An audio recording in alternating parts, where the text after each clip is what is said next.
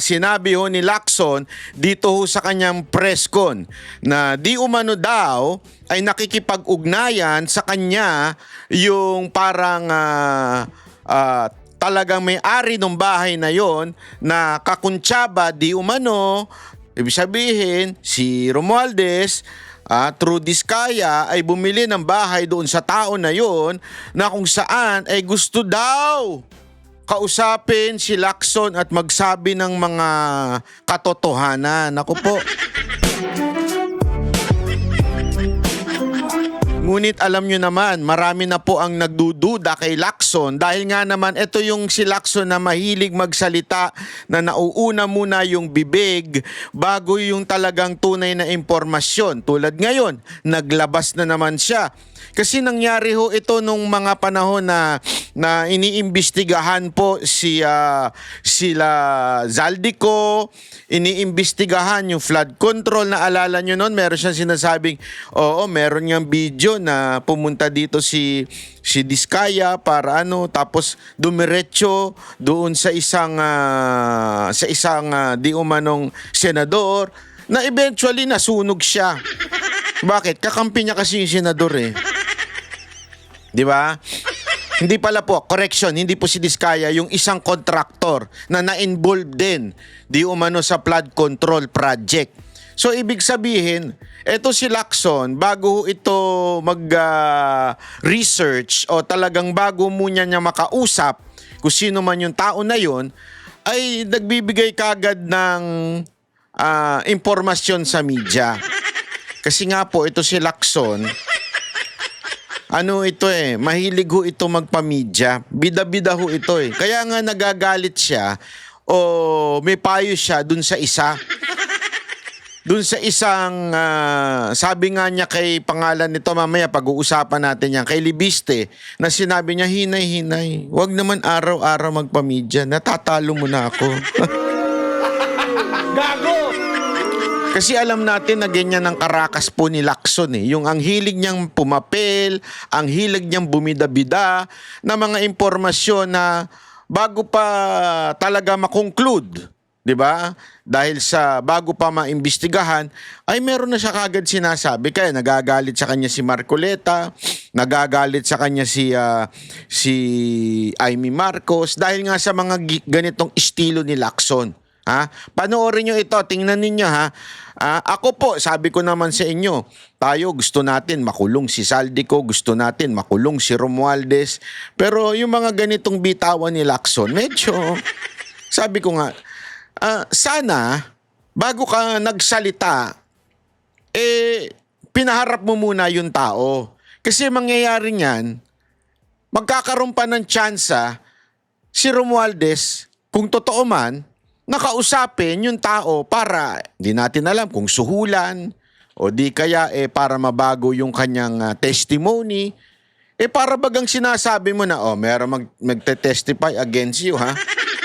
So bahala ka na. Parang ganun ang dating eh. Di ba? Panoorin natin ito sinabi ni Lacson. We would like to clarify persistent reports that former Speaker Martin Romualdez had purchased a house and lot in a plush subdivision in Makati City using the Diskayas as front in the said sale. If verified to be true, this could possibly establish a direct connection between... Tingnan mo ha. Dinawin natin. Kasi sa mga balita, parang ganun na lumalabas. Pero ang problema dito, meron siyang if. Diba? Kung mapatunayan natin. So sa madaling salita, ang hilig kasi nito ni Lacson maglabas ng quote-unquote sikreto, yung para bagang tinitrigger niya yung tao na maging, para ho itong vlogger eh. para maging curious, para nakiklickbait siya. Bagamat ba sa mga vlogger, di ba, nakiklickbait yung mga vlogger.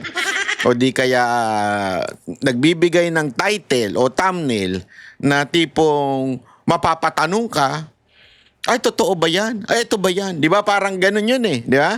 Ganun mang akit ng sa mga video eh. Di ba? Parang ginagaya ni Lacson. Magbibigay siya ngayon ng teaser. Sasabihin niya, ito, Titignan natin kung totoo ba na meron talagang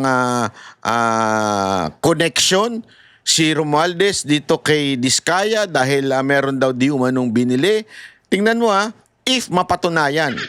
Sa akin wala akong problema dyan. O go yan. Ang akin lang, sana hindi mo muna sinabi. Bakit? Panoorin nyo to. Between the former speaker and the Discayas. In this regard, we may invite the former owner of the property to shed light. May we invite, akala ko pa naman, former Speaker Romualdez? Gago! Former owner. So dito, hindi pa pala niya kausap. Hindi pa pala niya, para baga meron lang chumismis sa kanya, alam mo naman si Lacson, chismosa. Gusto niya parang merong, oh. Alam mo ba, mahilig din ito sa puting ahas. Tapos, ngayon, sasabihin niya, parang gusto, iimbitahan namin yung owner. Alam mo, kung ikaw ay mababaw na tao, para kang matutuwa ka kagad kasi, tingnan mo na. Oo, pero ang problema ko dito, hindi pa pala confirm niya doon sa may-ari. Iimbitahan pa lang niya. Hindi niya pa nakakausap. Meron lang isang bumulong sa kanya. Bakit mo nilabas kaagad? Di mapipreempt yung steps mo. Sabi nga, alam mo, pagdating sa mga prinsipyo, pagdating sa negosyo, kung saan man, lagi mong tatandaan, huwag mong ibubulgar ang iyong sikreto patungkol sa paano maging success yung business mo na yan. Kung anong gagawin mo sa marketing, hindi mo ibubulgar. Gagawin mo na lang, then you would explain. Or after a while na naging successful yung mga ginawa mo, doon mo siya ipapaliwanag. Pero at the very moment, hindi mo kagad siya ilalabas. Kasi pag ilalabas mo na kaagad siya, baka may gumaya pa sa'yo, baka unahan ka pa ng iba. Kaya nga 'di ba laging sinasabi 'yon na wag mo munang ilalabas until nagawa mo na yung mga plano mo, wag mo munang sasabihin hanggang nagawa mo na. Kasi baka gayahin ka ng iba, maunahan ka pa. Parang ganyan din dito Wag mo munang sasabihin hanggang hindi pa confirm. Bakit? Paano kung hanapin ngayon yan ni Romualdez? Halimbawa lang, totoo yung sinasabi na yan. Kung hanapin niya yung may-ari, biglang nag-disappear na yung may-ari. Di natin alam kung nagtago, nabiyayaan, o baka talaga nag-disappear lang. Di ba? Sana hindi mo muna sinabi. Iba talaga ito si Lacson. Bida-bida ito. Sino po yung may-ari ng biniling property na naging Tinanong sino may-ari? ito ay ang Diskaya? I'm trying to arrange a meeting with her, and kapag may liwanag na, kasi narinig ko rin na parang willing siya mag-testify. So wala pa pala. Trying pa lang na magkaroon sila ng appointment. Alam mo, kung ikaw yung may-ari, di ba? Ikaw yung may-ari. Tapos pinalalaki na kaagad yung usapan ninyo. Pinipreempt na kagad yung usapan ninyo. Anong magiging reaction mo? Matatakot ka. Naku po, patay ako dyan. Yari ako.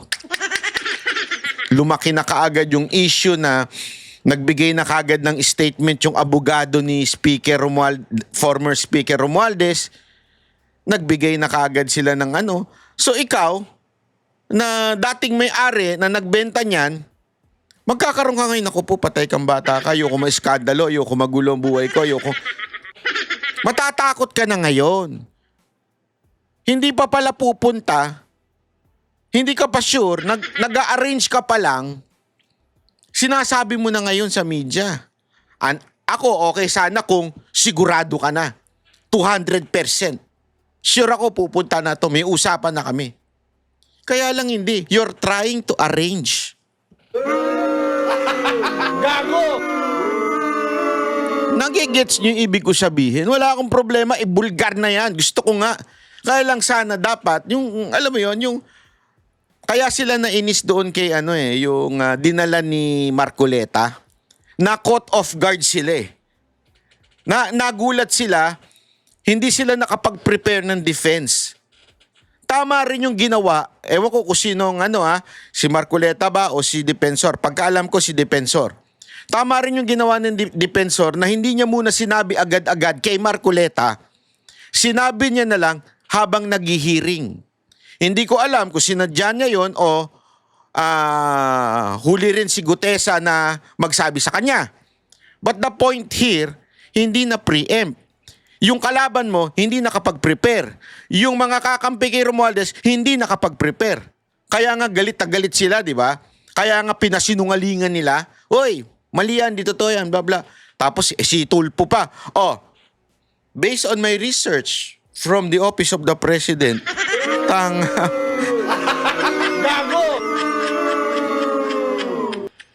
isipin nyo yan doon pala mapapatunayan nyo na nagbabantay ang OP, tas biglang sinalag.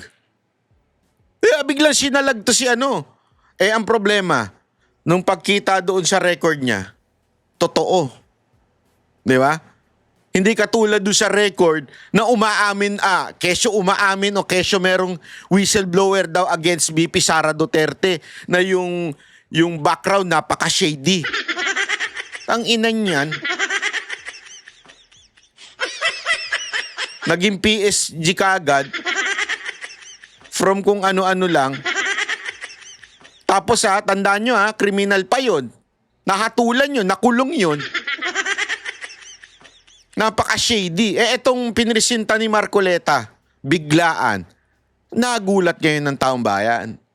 Ito si Lacson. Hindi ko alam, hindi mapigilan ng bibig niya eh. Kaya ka nachichismis eh.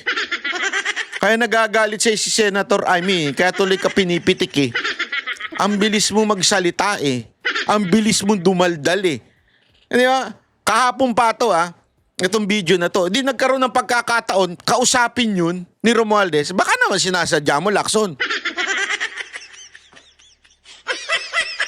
Hindi kaya? Baka naman talagang pinoprotekta mo si Romualdez. Gago!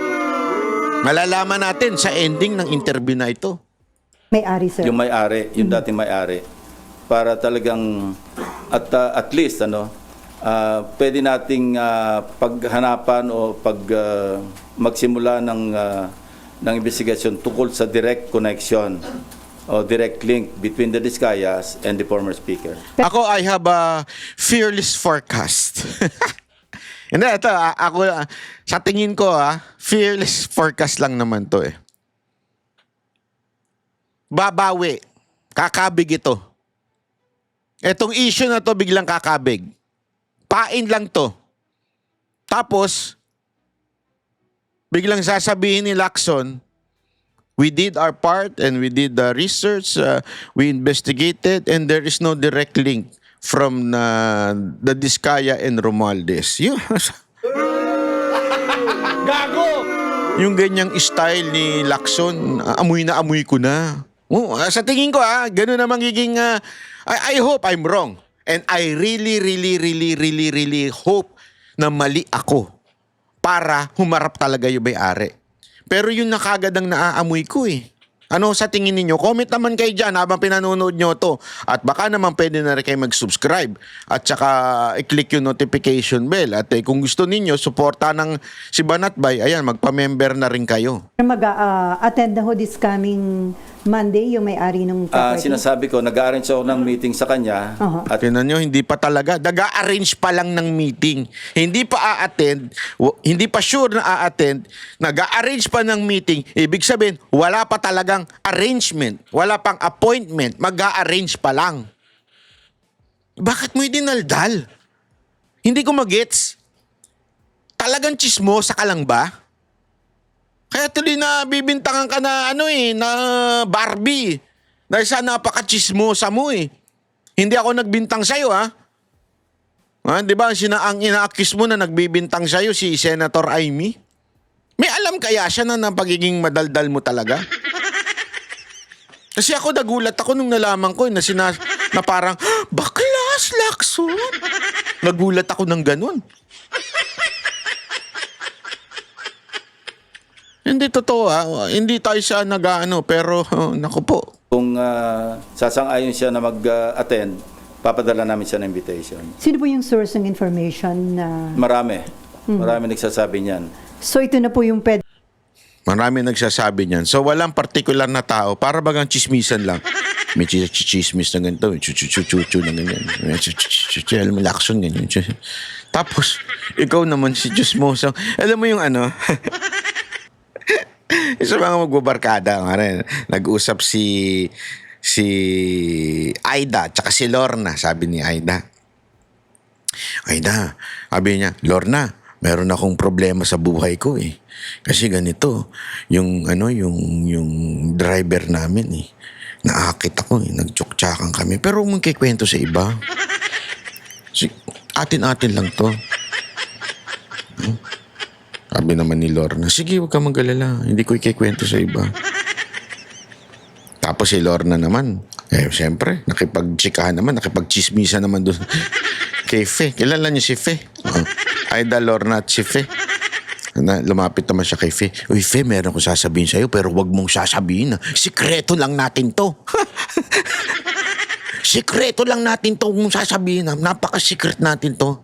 Alam mo ba, si Aida, binengbang yung driver niya. Sikreto lang natin to, wag mong sasabihin sa iba. Harang ganyan di ba? Tapos si Fe naman. Lumapit kay Aura. Sino naman si Aura? Lumapit kay Aura. Aura, meron ko sa'yo sasabihin na kwentuhan lang natin to kasi para ipag-pray natin si... May ganyan pa minsan eh. Gagamitin pa Diyos eh. Di ba? Ipag-pray natin si Lorna. Ay, si Aida pala, si Aida. Ipag-pray natin si Aida. Bakit? Kasi nangangalun niya. Binengbang yung driver niya. Pero sikreto lang natin to. Tayo-tayo lang to, para... Hanggang kumalat na. Parang ganyan yung nangyari. Di ba? Binulungan si Lacson. Uy, alam mo ba, Lacson, meron ako impormasyon, na si Romualdez bumili ng bahay through Diskaya sa isang tao. Pero muna sabihin sa iba, atin-atin lang muna to. Tapos biglang tawagin niya yung chief of staff niya. Magpa-press con ka dyan.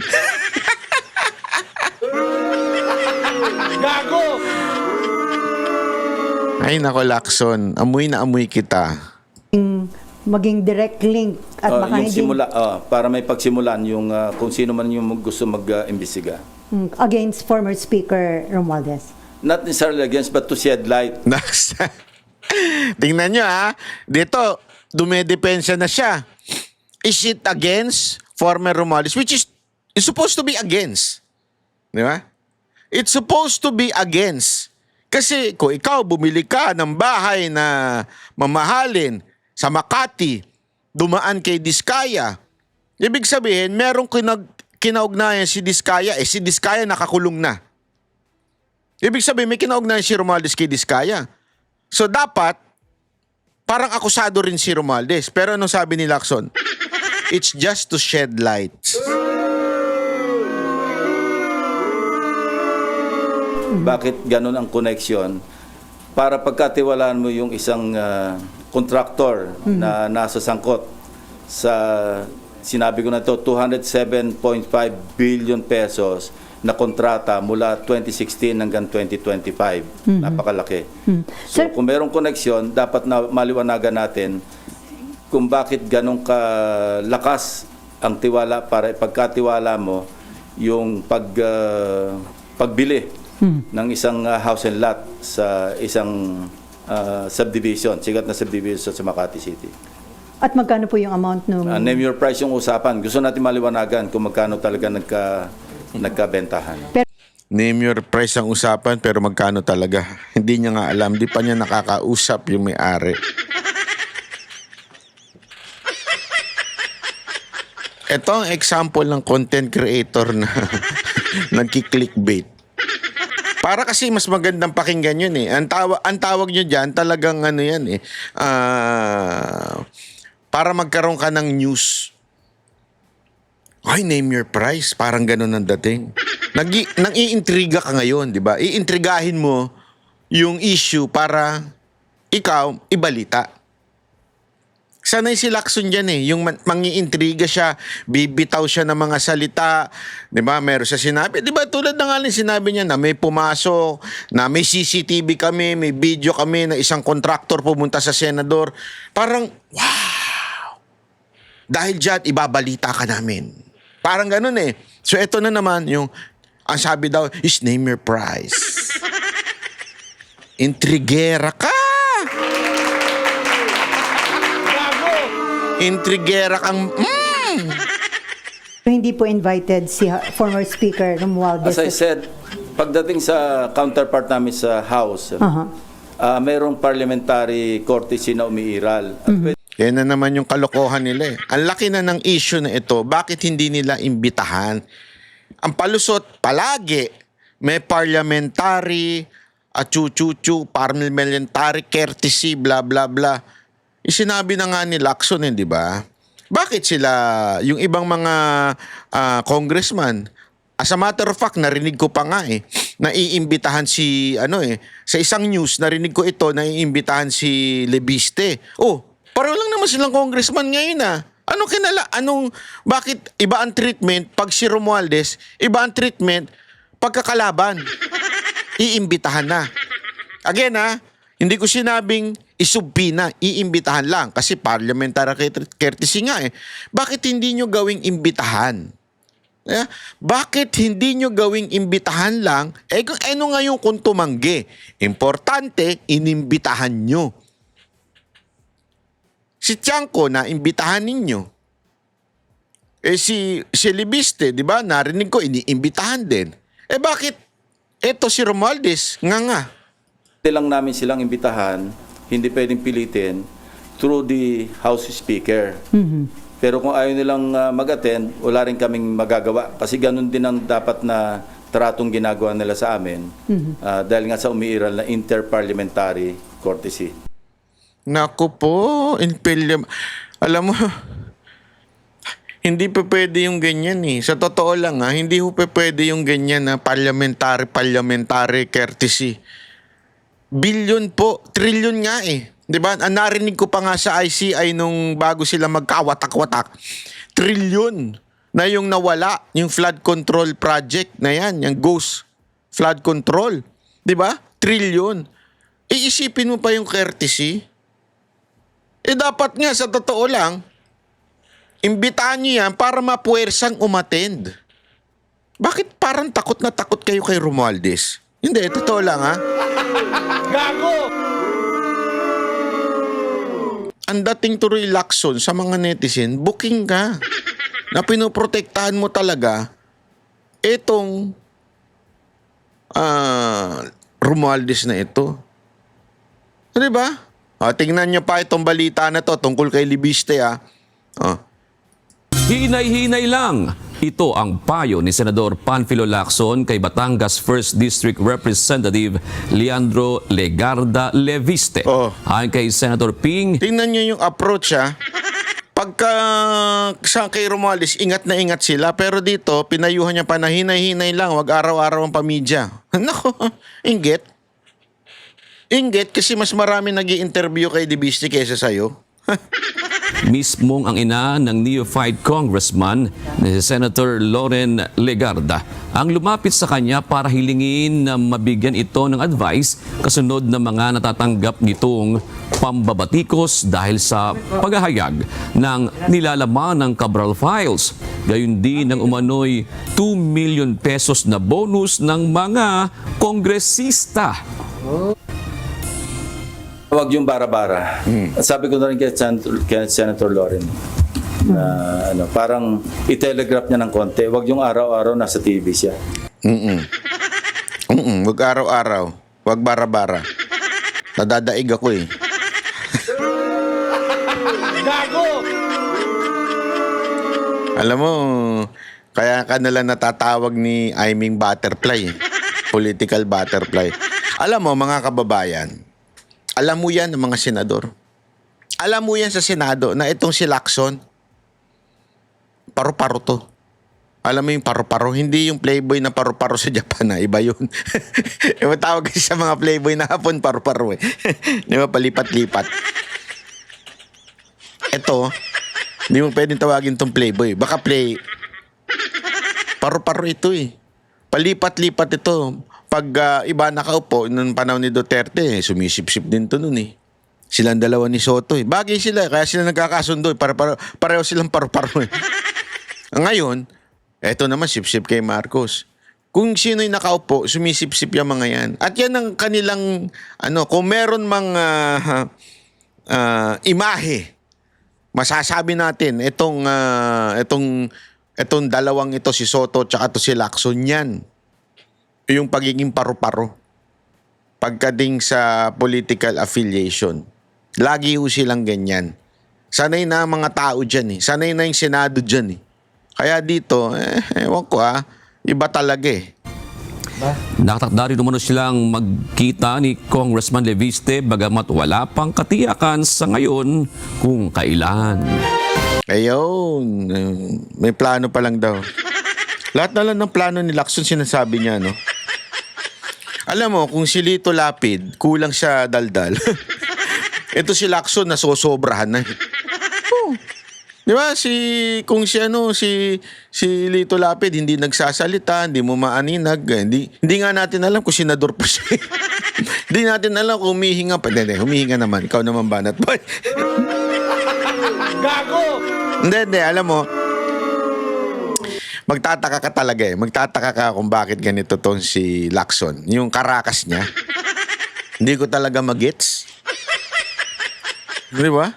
May iba siyang may iba siyang estilo ng pagdating sa sa politika. Yung alam mo yung magpapa-excite, tas biglang kakabig. Napakailang beses niya nang ginawa yan. Yung kunwari may sasabihin siya na maganda, pasabog, para ikaw, nag-aabang ka naman. Tas pagdating ng Blue Ribbon na hearing, wala naman. Di ba meron pa siya sinabi no na meron tayong surprise witness. Na sabi nga nung iba na baka daw si Zaldico yun. Kaya lang, during that time, naglabas ng video si Zaldico. Ang akin kasi, huwag ka nang dumaldal. Ilabas mo na lang. Dapat ang sagot, abangan nyo na lang. Abangan nyo na lang kung sino yung mga a-attend at sino yung Hindi yung magpapa-presscon ka. Remember, di naman requirement magpa-presscon sa kanila, pero pa-presscon siya ng pa-presscon. Kaya hindi ako naniniwala kasi sinasabi nilang paulit-ulit. Ni Soto tsaka ito si Lacson. Paulit-ulit nilang sinasabi na hindi na daw sila magtatakbo for national o parang bagang magre-retire na sila. Hindi ako naniniwala. Alam mo, etong panahon na ito, ang administrasyon ni Marcos o si BBM, naghahanap yan ng itatapat kay BP Sara Duterte. Basta ang mission nila, siraan ng BP Sara Duterte, ang mga Duterte, durugin ang mga Duterte through media, bayarang media, prostitute, bayarang vlogger, siraan ng mga Duterte. Yan ang kanilang goal. Pasinungalingan ng lahat ng ginawa ng Duterte. Utusan si Auntie Claire na bumanat sa mga Duterte. I-connect lagi. Basta may masama, i-connect ang Duterte. Yun ang goal ni Auntie Claire eh. Tapos, ang pangalawa nilang mission, maghanap ng itatapat. Kaya ngayon, ang pumoporma, yung mga Romualdez.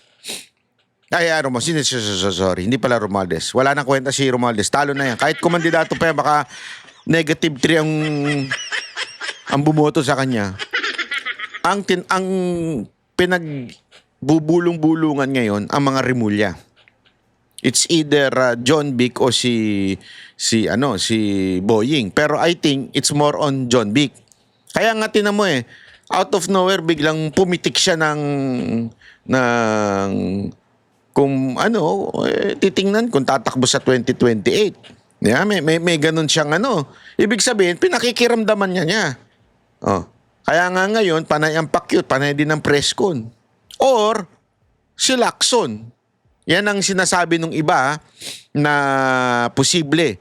Kasi si Soto mukhang wala talaga eh. Mukhang may edad na talaga eh.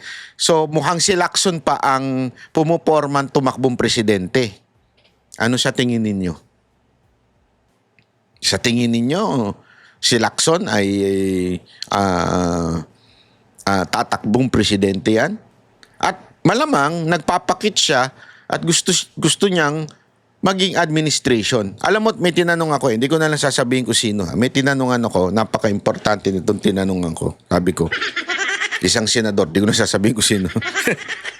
May tinanong ako, senador. Kwentuhan lang kami kung sino sa tingin niya ang tatakbong presidente. Sabi ko, ako humirit ako na sa tingin ko, si Lacson. Presidente para sa administrasyon. Sabi ko, kaya lang, sino pa ba ang gustong dumikit kay Marcos o sa administrasyon na -3 na? Alam mo, sabi niya sa akin, tama ka naman, -3 siya. Pero tandaan mo, kasi minus yun eh. Diba? Minus yun eh. Meron pa rin 20+% na hindi ganun kagalit kay Marcos. Tapos, yung daw makinarya na gagamitin ni Marcos. Plus, yung pera. Naku po, limpak-limpak na salapian. Plus, remember, nandyan si Comelec chairman. Gago! Oh, ito talaga from a real reliable source. So, ibig sabihin, yes, napakataas ni BP Sara Duterte, pero they can manipulate things. Sabi pa nga, matagal pa ang 2028. Diba? Kasi ito, what if yung plano nila kay BP Sara Duterte matupad? Diba? Ano yun? Ipakulong or i-guilty ng Sandigan Bayan through ombudsman. Tandaan ninyo, si Boying Rimulya was placed from the theory of Bendalo. Tandaan niyo yan. Kasi kung babalikan yung kasaysayan ni Marcos Sr., sabi nga nila, si Marcos Sr., yan ang ginawa niya nun. Nagpalit siya ng mga judge, inappoint niya yung mga judge niya. Tandaan niyo, kaya nga nagkaroon ng martial law eh. So gawain talaga nila yan. Gawain ng pamilya niya na baguhin. And sabi pa nga nitong kausap kong senador, don't ever forget, BBM, even if he looks stupid, natuto na yan sa kasaysayan. Ibig sabihin, yung mga mistakes na commit ng kanyang tatay, that leads yung pagbagsak, binago na ni BBM. Inayos na ni BBM yung mga mistakes na yun. Ibig sabihin, hindi niya nagagawin yun, hindi niya nauulitin yun.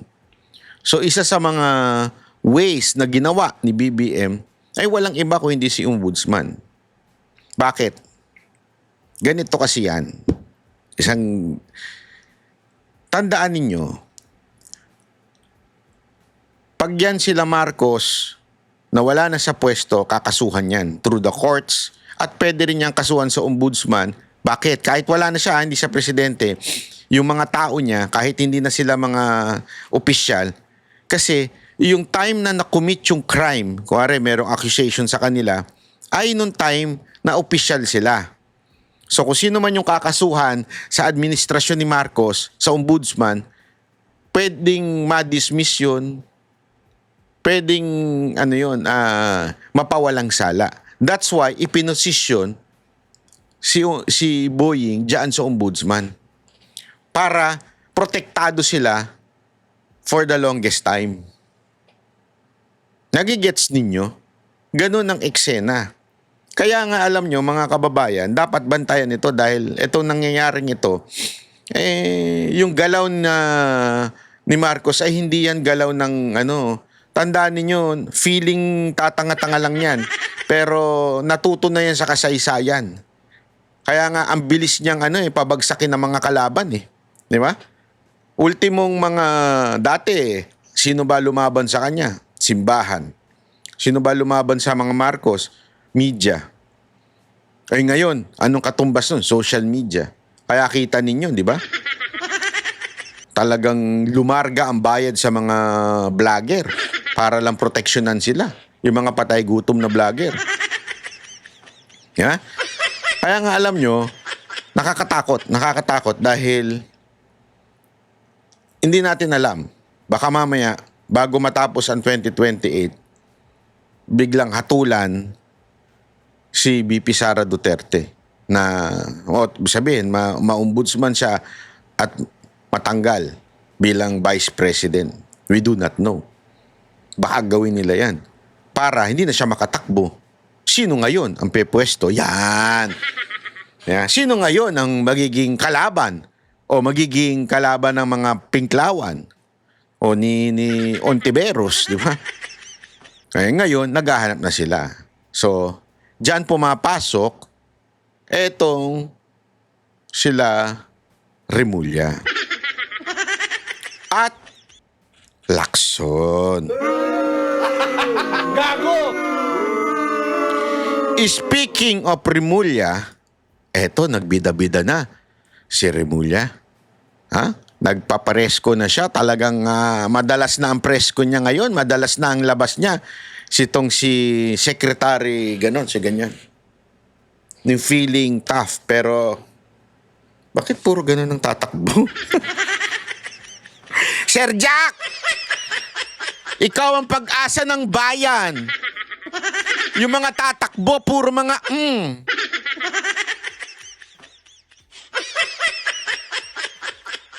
Yung bata mo daw si John Vic tatakbo. Kailangan natin si Sir Jack. Eto, pasok. Sinama na po kasama po si Andong sa siguro may tuturing natin na #1 most wanted sa buong Pilipinas ngayon. He is accused of killing maybe about 100 over 100 missing sa Bogueros. And he is considered armed and dangerous. Kahit sabihin na na-cancel ang kanyang firearms, si Atong po ay bumibiyahe ng hindi kumukulang ng 20 ang bodyguard lagi. Armed and dangerous. 20 daw ang bodyguard. Higit kumulang. Okay. Habang piniplay natin ang interview niya, i-play natin yung klase ng paghain ng arrest warrant kay Atong Ang. Based sa sinabi ni Remulla, ni John Vic Remulla, na 20 bodyguards, na most wanted daw talaga. Talagang kilala niya ang Caracas. Sasabihin niya dyan mamaya kilala niya ang Caracas. Tingnan natin kung papaano hinain ang arrest warrant sa kanya. Okay? Eto. Panoorin niyo yan. Habang piniplay natin itong sige, i-play pa natin yan. Sanay po yan sa marahas na pagharap sa mga otoridad. Marahas daw na otoridad. Sanay daw. Kaya ang naghain ng warrant of arrest, 7. 7 yung sinabi nung dyan ng pulis Sanay po yan sa marahas na paraan para masolusyonan ang kanyang mga problema. So we consider him armed and dangerous. Ibig sabihin, gagawin ng pulis. Armed and dangerous daw. Yung pulis na naghahain, parang hindi ako sure parang walang baril. Ha? Armed and dangerous. 20 bodyguards. Most wanted. Warrant of arresto. Hindi to search warrant. Warrant of arrest ito. Okay? Ang lahat para proteksyonan ang sarili nila sa kakayahan ni Atong Ang. Si Atong Ang po ay Ang manhunt po sa kanya ay buong 320,000 members ng PNP. 320,000 members of PNP ang manhunt. Pero ang nandun, 7. Baka sabihin nila kasi, hindi, ano naman sabay-sabay yan kasi maraming property si Atong Ang eh. Okay. So, sa dami-dami ng pulis, 7 lang sa isang lugar. Ilan ba lugar ni Atong Ang? 1,000? Ay hanapin siya sa buong Pilipinas. At lahat ng paraan na kailangan gawin para kunin siya ay gagawin namin. Lahat ng paraan para ano, ayan, nakapamewang na si Sir. Oh. Sandali linawin ko lang, wag ho tayo magagalit sa mga pulis ha. Yung mga pulis sumusunod lang sa utos yan. Okay? Hindi naman po nila kasalanan kung 7 lang silang pinadala dyan. Okay? Wag natin silang sisisihin. Yung mga yan nagtatrabaho lang. Ang sisihin natin yung mga pinuno nila. Kita nyo naman, handang-handa sila, may hagdan pa. Pero may garantisya po kami na walang EJK. Wala pong extrajudicial killing na plano ang PNP. Napasok na naman ng mga Duterte. Kayo talaga. Hindi talaga mawawala ang Duterte sa inyong bakubalaryo. Mag-iingat lang po ang ating mga kawal na hindi sila masaktan sa pagkuha kay Atong Ang. Bakit natin to sinasabi? Alam nyo kung bakit? Naalala nyo yung KOJC siege? Na una-una, hindi nga warrant yun na arrest warrant yun di ba?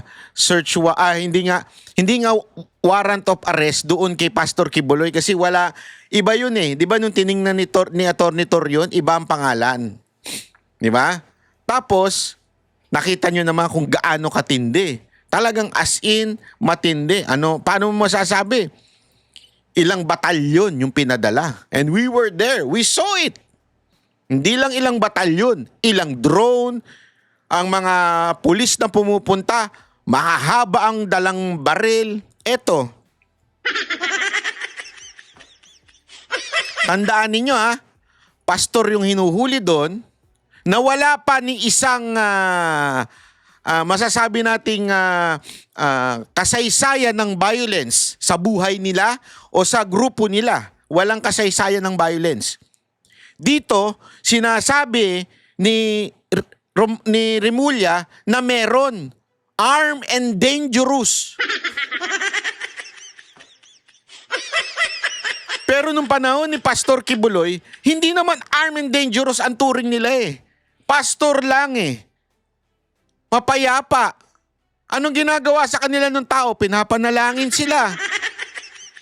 Yung mga taga KOJC, pinagpe-pray lang sila. Kinakantaan sila ng worship song. Pero bakit ganun ang approach? Di ba? Bakit ganun? As if, tandaan ninyo ito, ang tindi ng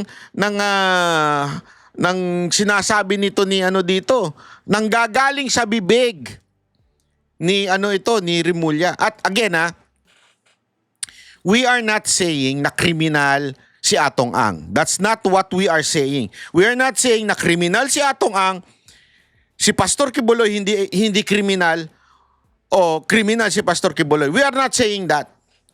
What we are saying here is the kind of treatment sa isang tinuturing nila most wanted, armed, dangerous person.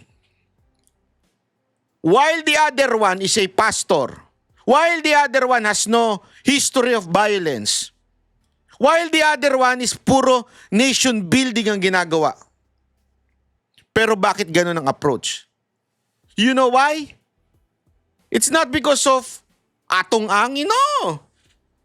It's because of politics. Politika. Pagkakalaban ka sa politika, ganyan ang treatment sa iyo katulad ni Pastor Kibuloy. Kaya nga ganun ang treatment nila kay Pangulong Duterte. Pero kay Atong Ang, remember hindi ako nagsabi.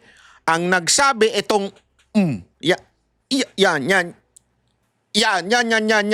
yan na nagsabi, armed and dangerous. Pero ba't ganyan? po dyan. Ano ba ito? Pagsuserve ng warrant o meet and greet? Ang DILG po ay maglalagay ng 10 milyong pisong patong para sa kanyang aresto. Any information leading to the conclusive arrest of Atong Ang will merit a 10 million peso reward. Grabe, No no? questions asked.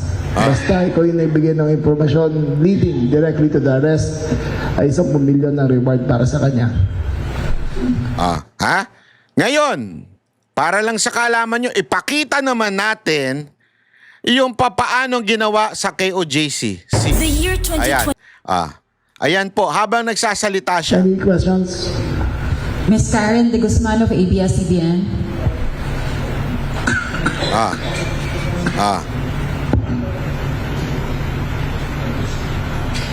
Ganyan. Hello, good afternoon po, sir.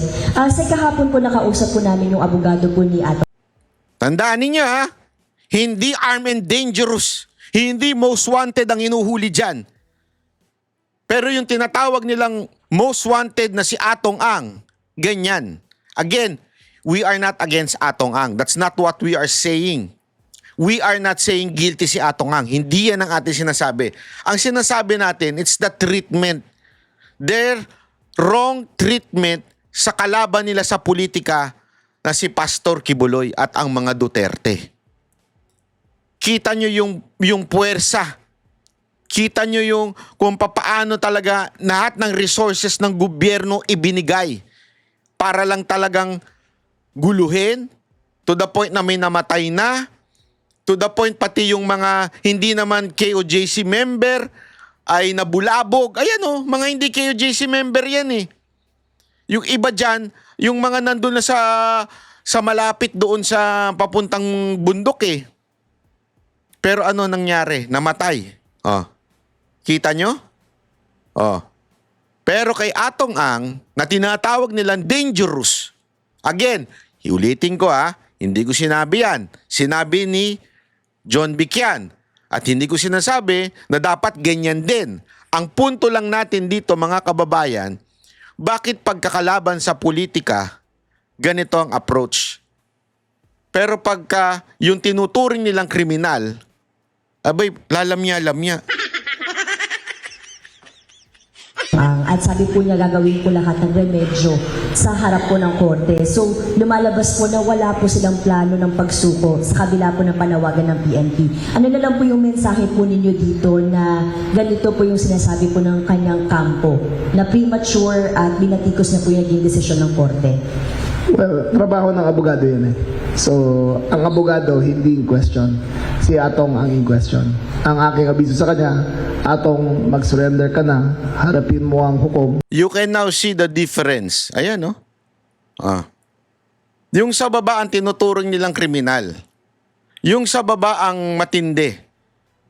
Hindi ako nagsabi, ito mismong mamang to, si Remulla nagsabi, hindi ako. Pero tingnan nyo naman ang pinagkaiba. Tingnan nyo yung nasa taas, bata-batalyon. O, ayun na yung si Epal. Kita nyo, Doon ko magpaliwanag. Yung pagtatago ay simbolo ng iyong hindi pagtanggap at pag-iwas sa mga meron pang mga tear gas. Kita nyo, mga paratang laban sa iyo. Ang advice ko, surrender armored now vehicles. peacefully and we will Naka-full treat you with battery respect. gear. If you Daang-daang become a pulis, fugitive may from the law, drone, may then we will checkpoint, may treat you media, like a may fugitive. press con, maraming drama. Nabanggit po kahapon ng BI na wala pong travel record si Atong Ang. May possibility po kaya na dumaan siya sa backdoor kung hindi na po siya matuntun dun sa Tingnan nyo pag titingnan ninyo yung lagyan natin ng audio yung sa paghain. Nakikiusap pa sila dun sa natatawa nga ako eh. Nakikiusap pa sila dun sa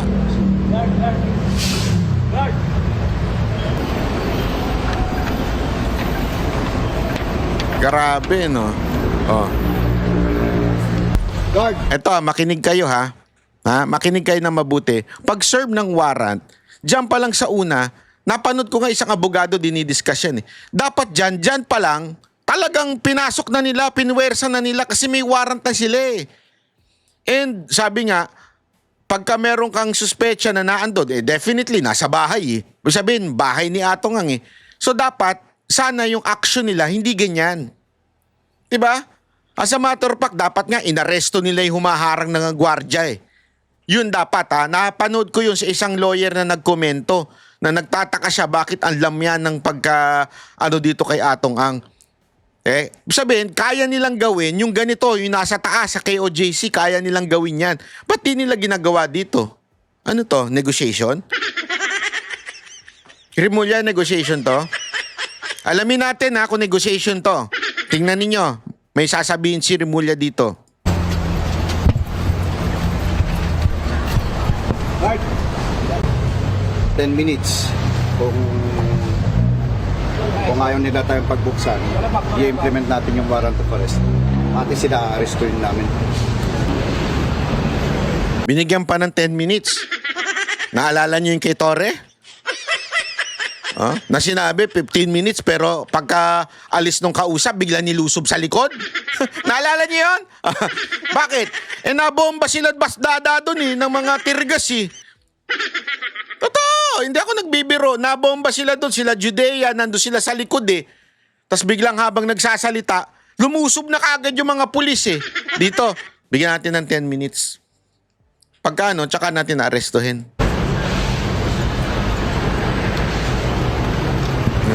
Tuloy natin to si John Vic. Pasok. Mga properties dito. Mahirap gawin sa panahon ngayon yan kasi kahit naman sa backdoor may mga assets tayo. So, para sa akin, mahirapan siya. Andito lang yan. He's around the Luzon Island. So,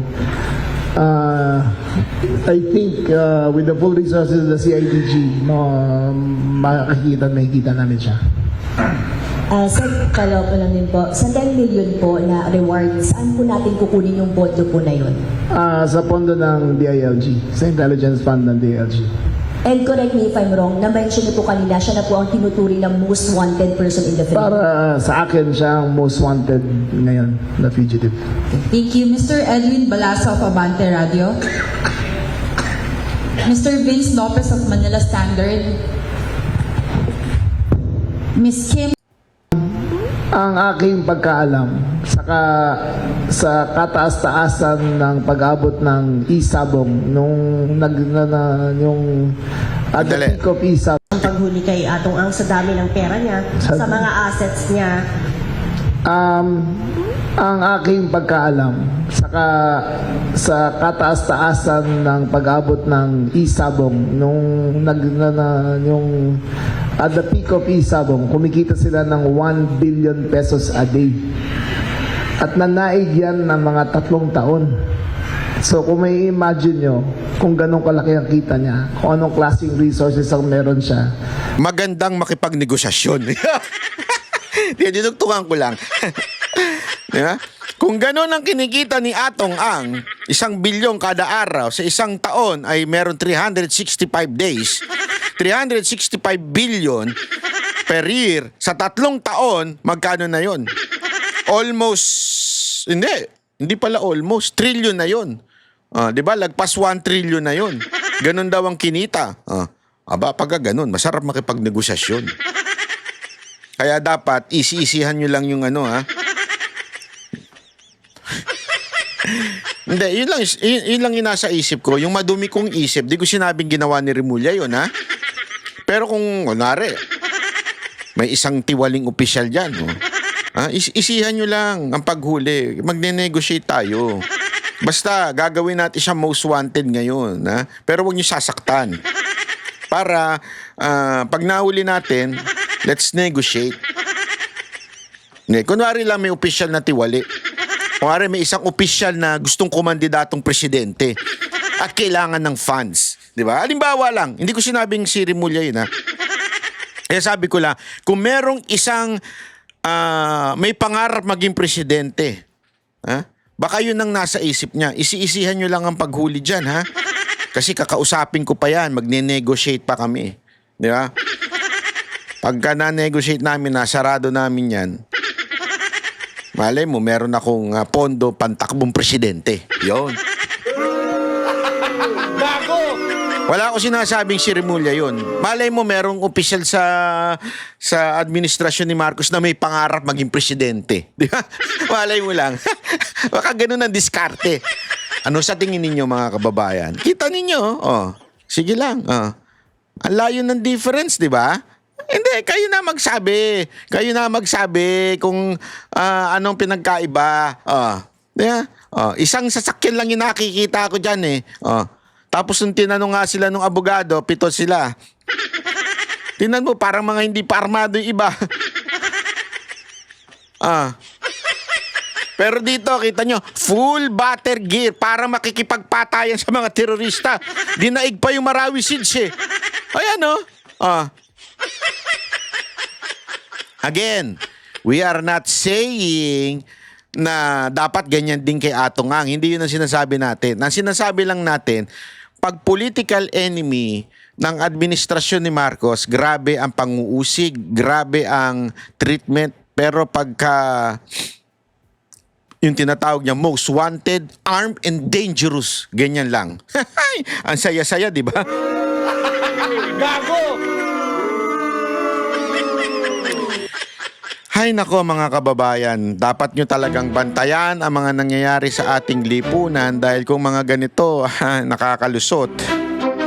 Buti na lang talaga may social media na maghihimay ng mga ganito. Kaya lagi kayo manonood sa Banateros. Siyempre, unahin nyo na si Banatbay. At kung pwede mag-subscribe at kayo'y mag-ano lang din, mag-subscribe dyan at magbigay ng inyong mga, hindi pera, ng opinion. Pero kung gusto nyo magbigay, pwede rin naman. Wala naman dito bigayan. Ay, hindi, pero pala, pwede ka pala magpakulay. Hindi ko nakalimutan ko. Pero pwede rin na magpa-member ka kung susuporta mo si Banatbay at ang kanyang advokasiyang ilabas ang katotohanan. Pag tama, palakpakan, pag mali, banatan. Maraming salamat po. Magkita-kita ulit tayo sa susunod na video natin. Huwag niyo kakalimutan, araw-araw 7 a.m. Maraming salamat po. God bless everyone. Mabuhay ang bansang Pilipinas!